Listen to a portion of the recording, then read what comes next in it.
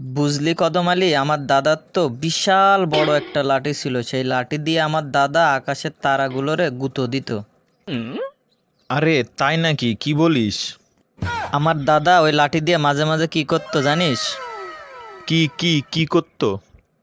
আকাশের তারাগুলারে এক জায়গার থেকে ঠেলা দিয়ে আর এক জায়গায় দিয়ে পাঠাইতো। তারাগুলারে সব এলোমেলো করে ফেলাইতো। এত বড় লাঠি আছিল আমার দাদার কাছে। ওরে আল্লাহ, বলিস কি তুই এটা? আরে আমার দাদারও না একটা জিনিস ছিল, অনেক বড়।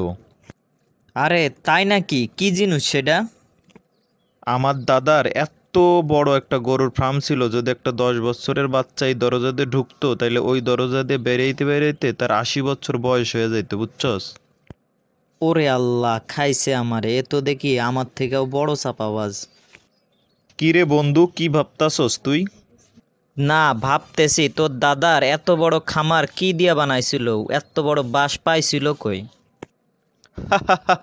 কেন, তোর দাদার ওই বড় লাঠিটা দিয়ে। আরে বন্ধু, বুঝছি আমি, তুইও আমার মতো চাপাবাজ।